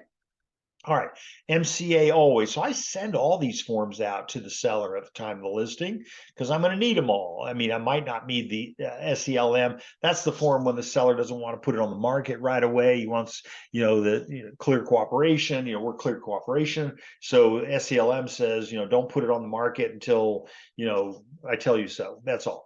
SELI is just the form that says exclude it from the internet. Okay. All right. That kind of thing. All right. And so, and then the arbitration agreement, I just leave it in there for educational purposes. We don't agree to it, so it's okay. Then I have a disclosures packet, and this is the Consumer's Guide to Disclosure Requirements for Sellers. And then I've got my TDS, my grandfather of all forms. I love the TDS. If I'm going to court, it's because of something wrong in the TDS, SPQ, SPQA. See, I have them all lined up. The AVID. In fact, I want to move the AVID up underneath the TDS. Why? Because I want our agents to do their AVID at the time that they complete the TDS. All right. Remember that the TDS is not complete until the seller's agent completes their AVID and delivers it to the buyer. That's the contract. That's how it works. So I want that AVID done in the early part of the transaction. And frankly, all of these disclosures, and again, I love Joe. Joe went with me on an appointment I had in Lake Forest where we took a listing up in Lake Forest, and I sat down with the seller for 3.5 hours. Joe, I know you remember this, 3.5 hours talking to the seller, having them complete all of the disclosures, right? And in the meantime, Joe went around, again, Joe's brokerage under Linda's license. Joe and I worked together, broker associates with Linda. And Joe went around and did the AVID. And Joe signed the AVID because he did the AVID. But I had all of the disclosures done prior to it going into the multiple listing service. So when the offer came in, I sent all of the disclosures over to the buyer along with the counter offer. Why is that important? Let's pull up my TDS. It'll summarize it really quickly for us. So I'm going to create a new workspace here. I'm going to get rid of this. I'm going to go down to the bottom of page 3. And at the bottom of page 3, it says Civil Code 1102.3, one of my favorite civil codes, provides a buyer with the right to rescind a purchase contract. Rescind means put them back in the position that they were in before they wrote the offer. Okay, for at least 3 days after delivery of this disclosure. It's a statutory disclosure, much like the NHD, which is Civil Code 1103.7, those things. So if delivery occurs after the signing of the offer to purchase. So no. I'm sending all of the disclosures over to the buyer at the time of the contract before the buyer commits to the contract. And guess what? They don't have a 3-day right to rescind the contract, right? Because they gave it to them before the contract. Okay. So it says it actually in your contract as well. So if you wish to rescind, you must act within the prescribed period. So if I send it over before you commit to the contract, you have no 3-day right of rescission. But the practice in most real estate offices, and I don't understand this, is that they don't even start preparing them until after the offer comes in. So, then the buyer gets cold feet, the buyer's looking someplace else, doing other things, and then they move on. So it's unfortunate, but people do it that way. I think you should have all this stuff done at the time of the listing, and then you've got a complete file. In fact, the one Joe and I did, the seller said, I'm sorry, the buyer's agent said, I can't believe it. I've never gotten anything like this at the time of the offer. It's like 88 pages of stuff. And so I said, yeah, but your buyer doesn't have the right to rescind the contract. I said, they need to talk to their lawyer if they want to get out of it. But they said, no, I know what I'm buying. So it was good. And they said, okay, I don't need a 30-day escrow because you told us everything. So what did we do? We did a 13-day escrow, right? So Joe went out and bought an ATV. And anyway, I introduced Joe as my grandson, and you know, he's a dear man. So anyway, that being said, so here we are back at the seller's disclosures. I've got all the disclosures in here for you, ready to go. I even have the guide, the CAR Q&A on here. It is on how to fill out Section 1 substituted disclosures of the TDS. So I do this a lot. I pull up all these little things and I add them into our template so everybody has them in case they have to tell the seller what's going on. Then I have one that says offers. So whenever, whoops, I did that wrong. Whenever we get offers, we put them all into the offers folder. And so it's got, the seller's counteroffer, multiple counteroffer. It's got information on the buyer interest letters. We used to call them love letters. And then when we decided we had to really make a big official thing out of it, we changed the name. We just call it a buyer interest letter. And then I have slide decks on it, all this stuff coming from CAR. This is all really good stuff. And then unconscious or implicit bias, contingencies, contingency removal. These are all Q&As, okay? We get another offer, so the receipt of subsequent offer letter, buyers and sellers guide to multiple offer negotiations. And here are my non-contingent offer advisories, and there's my APA at the bottom of my offers folder. I'm going to, let's go ahead and move that up to the top. I clicked on organize. I'm going to move it up here. And then now I'm going to move that one down. And so now it's underneath my counter offers because I want to include that. Because remember, the seller already signed all the listing packet disclosures. So now I have my LAD. And now I'm going to be doing also under disclosures, they would be doing the now it's not moving. Uh-oh. Yeah, that's really frozen. Oh, no. Oh, done organizing. Duh. Okay, so I'm going to go back up to my disclosures. So I'm having the seller fill out TDS, SPQ, SPQA, all at the time of the listing, and then I'm going to send all those completed versions over to the buyer. It gives me plenty of time to review them with the seller and make sure that they're all right. Everybody good with that? I just want to make sure that I made that all clear. And again, if you have issues, let me know. Send me an email, call me. It's okay. I mean, again, I want to help you. I'm as apolitical as it gets. I have a folder for escrows informations, the escrow documents, all that, title documents, PRs, reports that we get from the buyer, conversation log again, same thing from before, my home warranty that I like. And then I have a couple of open house forms in here. And then Linda has added signed by all, and I really like that. Linda did a really good job. So Linda said, why don't we create a folder where once everything is completely signed, so we don't have to keep going back and looking for it. Once it is completely signed, not we're waiting for the last signature. No. Once it is completely signed, we put it in signed by all. And then that way, when Linda does broker review, she goes to signed by all. She looks for all those forms inside of signed by all. Does that make sense? It's kind of an important concept, and I think it was a really good one because at the end of the day, we've just had stuff everywhere, and so Linda's got better organization than a lot of people do. So that part was very helpful. So okay, so now I've created my seller listing template. Now again, when I send this to you, if I go in here to the cover sheet, when I send this stuff to you, it's going to have my name in it. It's going to have all my information in it. All right. So again, I have nothing on page 1. This is the template because I don't know the buyer's name. I don't know the seller's name. And I do not check these boxes because I don't want people to later on come back and say, well, I fill it out because you told me to. And it's like, I'm not going to play that game. I've got California in here. I've got some dots. Part of the reason behind the dots is that we had to take away the ability of the bad guys to get in and print forms and then put them up on the FSBO websites and stuff like that. And so we put some criteria in there to prevent that from happening. But again, you don't have to fill all this out. You probably shouldn't. You'd be wasting your time. But as you fill out your purchase agreement, it will fill things out for you.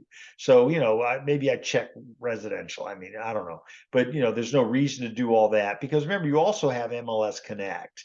And so, in fact, I may do that. So here's my escrow company's information that we like. I've got here's all of my information. So when you get this stuff, you use my escrow information, or and I don't have an ownership interest in it. I don't get paid for it, but if you use them, that's fine. In fact, you always know when I've done things, because I always do uppercase, so star escrow. So I always do things like that, so that you can read it.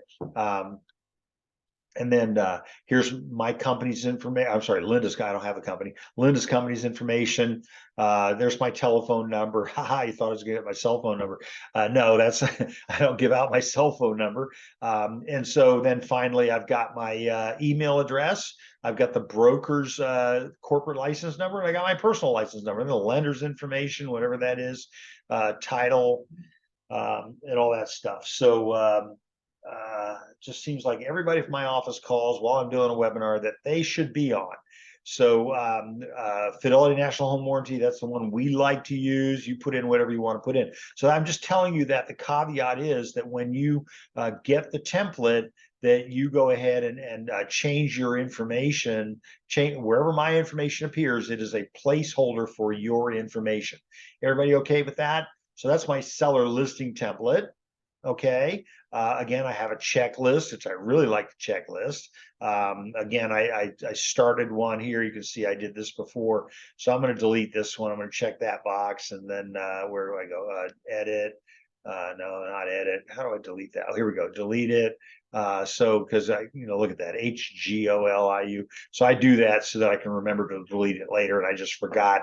Here's my e-sign. Again, we're in the templates now. And then so those are the documents that have been e-signed, which you really wouldn't sign anything in the templates unless you had some weird reason for doing it. So let's go back to my list. And here's my list of transactions. And so from here, Donnie, you still with me? I want to make sure. I know I'm going fast, but again, if you have issues, let me know and I will help you with this. So I'm going to create a new listing, and then I'm going to go right here, new listing. And I have this programmed to automatically pull up. Whoops, no, it didn't. I'll be darned. So I'm going to put a name in there. And then I do need to show you MLS Connect on the buyer side. So a name in there, I got to check a box. It's going to require it. And then there it goes. So it added seller listing template because now it knows it's a listing. And up here, I can do MLS Connect. And so when I click on that, I've got Bright shows up because we're members of ML or subscribers to MLSs across the country. SDSPN is San Diego. I know I've got residential in here. I know my MLS ID number. Well, here's one that's in there already that I'm just going to grab. I click on this box that says include property photo, and then I click on find. And then it goes out and finds it. And there's a picture of the pool. That's kind of a weird looking pool, but all right. Picture of the pool. It says it's on Black Hills Road. This is an offer. We wrote an offer on a property. So I'm going to say here, so now we are we are creating a transaction. I'm going to go use listing. And then look at that, it added the image for me. Okay. And then the template name is the November 2023 template. So I'm going to go ahead and click save. And then what's that going to do? That's going to pull up my, it's going to create a new listing template. And so I know it is because here's the name of it up here. As I showed you before, I've got my drop down where I can see all these things I can do. And this is the button you're going to click on, import from archive, when you're pulling things back into the program that I send to you. You're probably not going to use lock. You might use save as template, but there's my email to transaction again. I love that button. I'm telling you, it is a cool deal. And then of course, now I've deleted the transaction I was going to show you it on, but all right. Send to other systems. So they have DocuSign transaction rooms if you're using those. Go to RPR, net sheets if you want them, buyers, sellers, transaction fax cover sheet.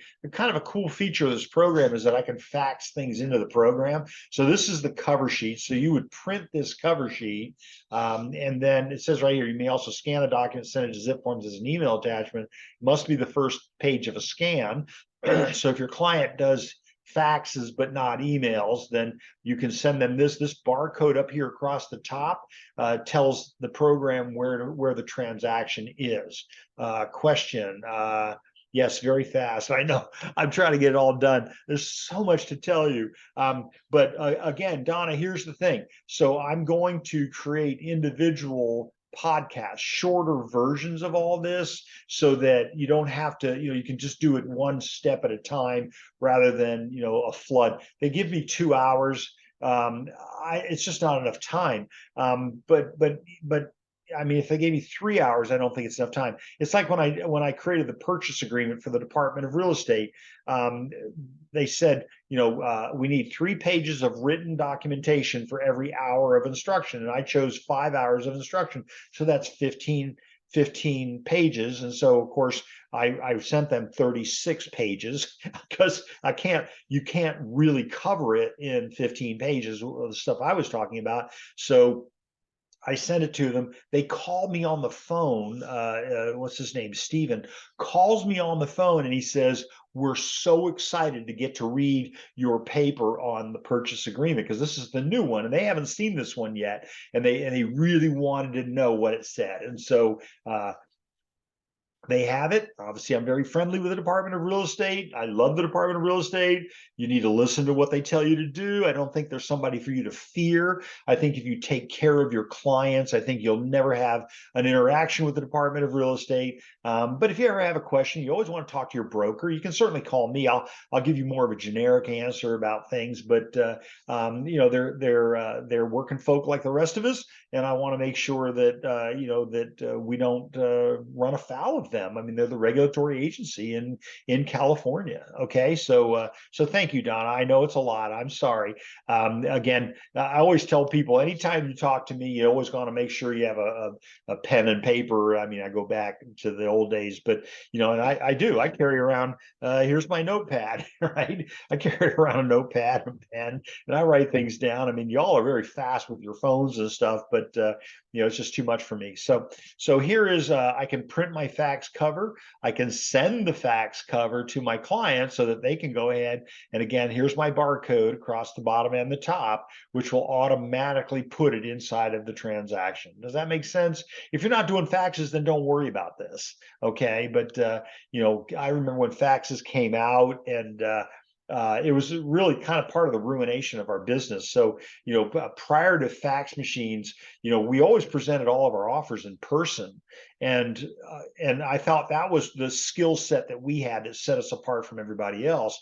The problem was people would be in such a hurry to get their offer over to the seller's agent before other offers would get there, because I'm driving in my car, like Walter Mitty, the pocket in the car. I'm driving to the appointment. In the meantime, they're faxing offers over there, and I knock on the door and they go, "Oh, we already accepted an offer." And it's like, well, I don't think that was a bright move, but all right. We're talking about back in the 90s, right? So early 90s, when this market too shall pass. And so be prepared for all markets. That's what I'm trying to say. So anyway, that's my fax cover sheet. A couple of other things I really wanted to show you. So we have Forms Advisor and Forms Tutor, and Linda and I were joking about that actually this morning. Sometimes we talk about the weirdest things, but Forms Advisor is a program where you answer a series of questions, and it will create your transaction for you. So it will, based on, was the property built pre-1978? Well, of course, that's lead-based paint, right? So, or pre-1960, we know that's earthquake in California. So you answer a series of questions, it'll create all your forms for you. Right? It's a pretty good program. And then Forms Tutor comes along, and it actually, you play the stuff and it talks to you about the forms and how to fill them out. And so these programs actually came from a class I was teaching at UCSD that before they closed the real estate program there. That I was teaching it. And again, we're in a systems business. It's a rote business. And so they locked me in a closet with this guy. I can't even remember, Barry Fish. I think it was Barry Fish was his name.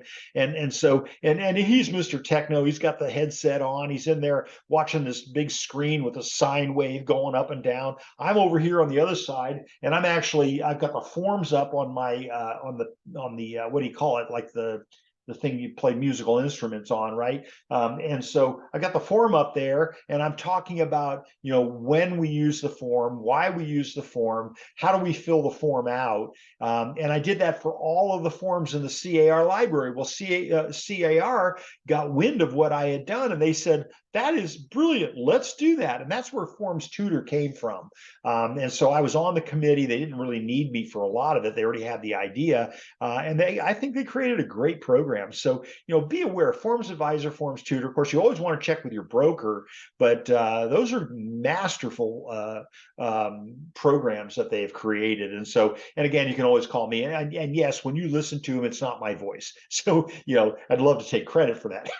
But I have to give CAR credit, looking out for the members and doing all that stuff. So so that's Forms Advisor, Forms Tutor. Forms Advisor tells you what forms to use. Forms Tutor tells you how to fill them out.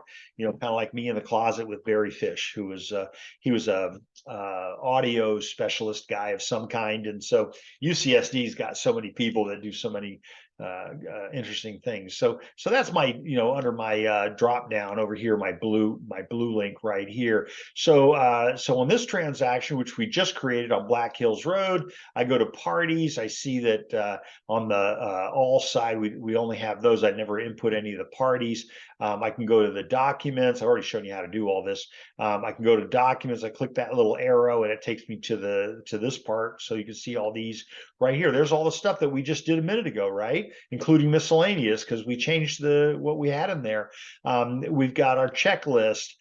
You have the ability to create notes. I think you should be doing everything out of here. The DRE has said, keep everything in one place. And part of the reason behind that is that your lawsuit shows up 2 years and 9 months from now, right? So I remember I was sitting in my office and sheriff comes in, and I know all the deputies. And so deputy comes in and he goes, service of process. And I go, all right, what is it?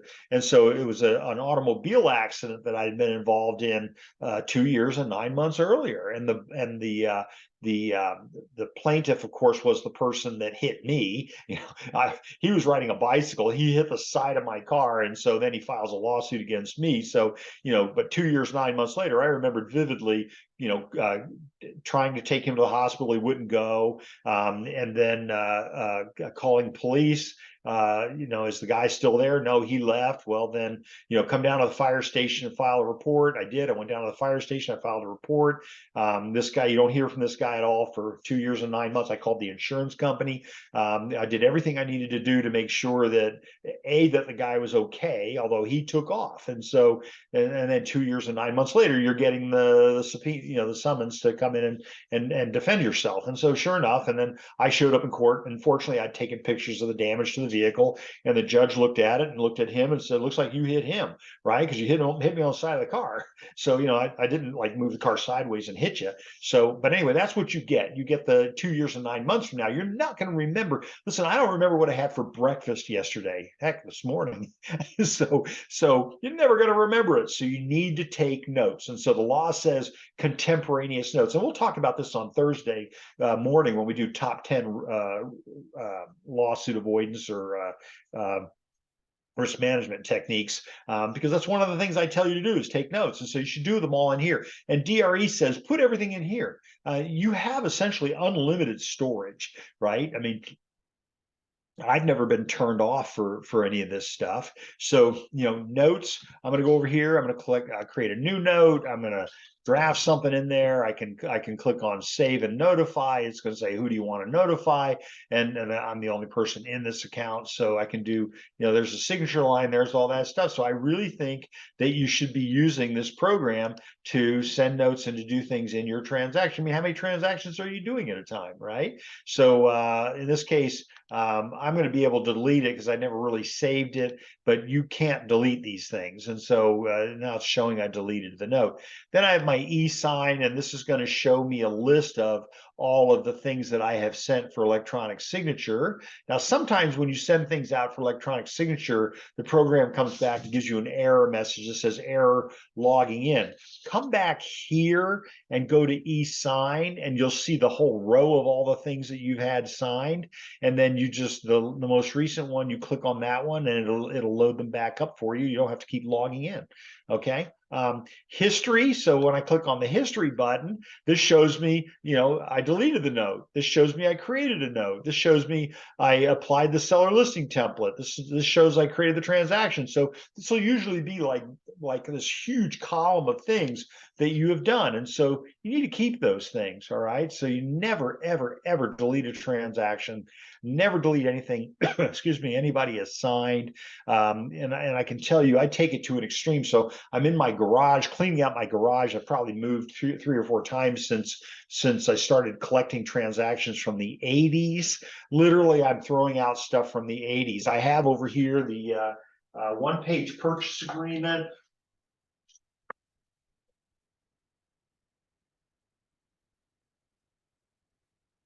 Well, that's silly. Anyway, I shouldn't go looking for it. I have the one-page purchase agreement over here from 1971. So, do you think I needed to keep that stuff? Well, it looks great in a museum. I even called my people at CAR and they said, "Oh, we've got all that stuff. Don't worry about it. Throw it out." And I'm like, "Okay." I scanned everything, of course, and I have it all.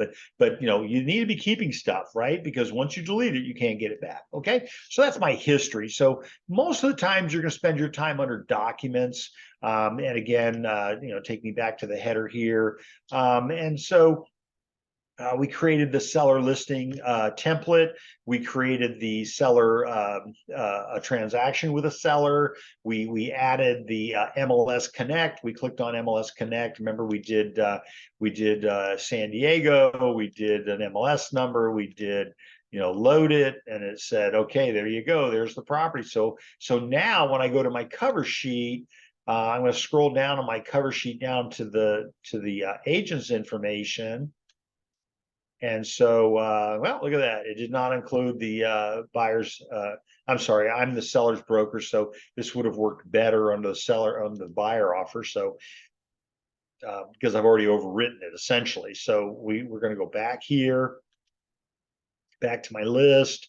Let's go, I guess I already got rid of my buyer offer. Darn it all. Okay, so I'd already created a buyer. Let's create one just really quick. So new purchase agreement. I'm going to give it a name. I'm going to do residential. I'm going to apply the template. I'm going to hit save. I guess I could have added the MLS Connect right there. It's going to take me into the program. Double check up here, make sure it's the right one. I'm going to click on my MLS Connect, change that to San Diego. Go over here, add that listing number, put in include photo, click find. It's going to say, this is the one. I'm going to say import. Of course, I'm going to say, yeah, override everything. Why would I not? I'm writing an offer on this property. And so now, and then look at that. There's my email to transaction in case I want to create my, save my email address for this one particular transaction. Okay. There's my fax cover sheet. I got a lot of stuff going on in here once I create the transaction. So I'm going to go to my documents, and then again, I'm going to go back to the main page. I'm going to go to my cover sheet. And then I'm going to scroll down here to the bottom, and now let's see, make a liar out of me. It made a liar out of me. So now the buyer, I am the buyer's broker. Why didn't it include the seller's broker's information? This is just going to be one of those times where it's just not working. So I'll probably come back and try this several times. But look here, it gave me the APN number. It gave me all of this contact information. It gave me the listing date, June the 24th. Price is $1,350,000. We wrote an offer on this property, but apparently they wouldn't accept our offer. We think it was because we were VA, and we think the agent just didn't know how to do a VA transaction. So we've gone on and bought another property already. So okay, so questions about any of that? Anybody have any questions about any of this stuff so far? I know it's a lot. Again, I'm going to get us out of here a couple minutes early, but I want to take this time. If you have questions, please ask them now. Just type it into the Q&A field, and I am happy to answer them. And yes, to answer your questions. So when I go onto the big internet in the sky, so I'm going to go here, and I'm going to click on. I'm just going to type in @Burke Real Estate Consultants, Inc. Did I spell it right? Nope, I did not spell it right. Consultants, Inc. Enter. And what's it going to do? It's going to, right here's my YouTube. So it's going to pull it up on my YouTube website. You'll go over, to videos. And then here's all the videos that I've been doing. So open house safety, top 10 risk avoidance techniques, top 6 disclosures, how to read a prelim.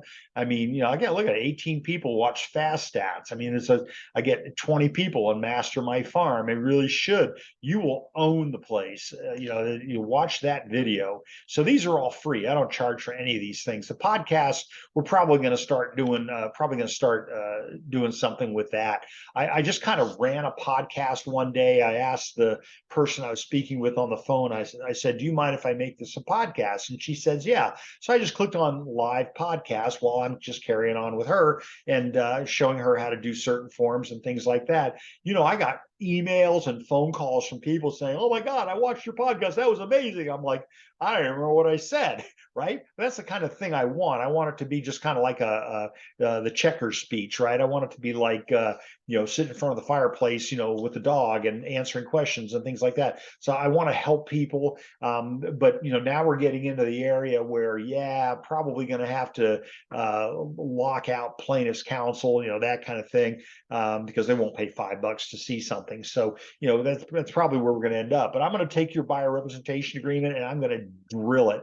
I'm going to make you will know the buyer representation agreement better than anybody will know it. And that includes CAR. I love CAR. They invited me in on a meeting. We were doing, they wanted me to help them create the short-term rental agreement, which later on became the vacation rental agreement, but they call it a short-term occupancy agreement, for leases less than 30 days, because there are no laws that cover leases less than 30 days. Essentially, it's innkeeper liability or host liability. So I walk into the room and there's some bright people in this room. And I looked at them and I said, what do you need me for? You got this. And Neil Kalin, who I have a tremendous amount of respect for him, one of our CAR attorneys, and he said to me, because you do it in the streets. And I've never forgotten that. I mean, it was like, I thought that was really, I'm not hoping it was a compliment, but he says, you do it in the streets. You see, he says, we don't see what you see. We sit up here in our ivory tower. And so, like, I love Gov Hutchinson. He comes in and talks about the purchase agreement. Well, he's giving you the black letter law. I'm a practitioner. I see it every day. I see what you do every day. And so I want you to be good at what you do. That's all. Okay. So, so now I've shown you where the YouTube website is. And again, here's all the videos. I got all kinds of great stuff. A lot of MLS if you want that. Leases and creating amazing lease templates, create the ultimate listing agreement, disclosures, stuff like that. So a lot of good stuff in here. A lot of it's redundant. I got set up by the association to keep teaching the same classes. So that's why as time's going on, and I am meeting with them next week, but as time goes on, I'm probably going to just do my own stuff. And again, because I think that, I think I have a good idea what it is you actually need. And I want to make sure that you get it. Again, I'm more at boots on the ground than a lot of people are. So, Donna, any questions? Anybody have any questions? Let me take, while you're thinking of your questions, I'm going to take us back. So we talked about the library will be updated. Existing forms will be updated. New forms will be added, but your templates will be updated. Existing forms will be updated. New forms will not be added. And then again, transactions in progress, we're not going to touch them. So I would apply a template. So what happens when they issue new forms? They will not touch a transaction you already have in progress. In other words, if you're in the habit of copying transactions, and I had a broker send me a transaction review and he had a DA form in it. We haven't used that since 2012. So anyway, needless to say, you got to make sure you're using the PRBS. But they may not be current. So what's your solution? If you have a transaction you really love, save it as a template. And I showed you how to do that. So you really did, Donna, to your credit, we covered a lot of stuff. And again, I only had 2 hours. So I think in the future, I'll probably go ahead and break them down into their component parts, just like my open house success such a popular webinar. 2 hours, a little long to listen to me. So maybe 45 minutes on before, 45 minutes on during, 45 minutes on after, and then you'll have your 2 hours. But in the sections that you want them to be in. Would you like a copy of our templates? Just ask. Send me an email. Say, would you please send me a copy? Tell me which ones you want, and I'll send those to you. Save my email where you will find it again. So you'll save that when I send you the template, save it on your desktop. That's usually the easiest thing. Open your ZipForms product, click on import. It will say browse for file. Go to where you save the file. Don't open the file. Double click on it to enter it into the window. Click on OK. It will save it as a template, and you're just going to sit there. It's going to spin, folks. It's going to spin probably for at least a minute or two because it's 8 megs. Okay, so that's our class, and so the stuff I want to show you is also the YouTube website. So here's the QR code. I learned how to create QR codes, right? Because I realized nobody was loading my webinars anywhere. So I learned how to create a QR code to make it easy for people to get to it. You could type in @Burke Real Estate Consultants Inc. Case is important. There's also bit.ly real-estate-ed. Case again is important. And please remember to like and subscribe. Like because it makes me feel good. Subscribe because then you'll get all the updates, including when I start doing the podcast, which is coming. Look, I've got this. I'm so proud of this. Is that a microphone? Look at this thing. That thing is huge, right? So, one of my great agents, Don Sinke, gave me this because he's helping me create my podcast. So he wants me to have a professional microphone. So click on subscribe and subscribe to my channel so that you get updates as they come out, okay? And then on the 29th of November, stay tuned. First time home buyers, the DRE podcast will go. I showed you already how to get to it. And again, it's going to be legal documentation, a real estate transaction. Majority of complaints filed with the DRE are from first-time home buyers. I was so disappointed to hear that because that means we're not taking the time with them, and that was really upsetting for me. But buyer representation, broker compensation, that's coming. That's probably the first ones we're going to do. Let SDAR know you want more classes. Send them an email. Copy me. Send the email to me. Copy them. Whatever.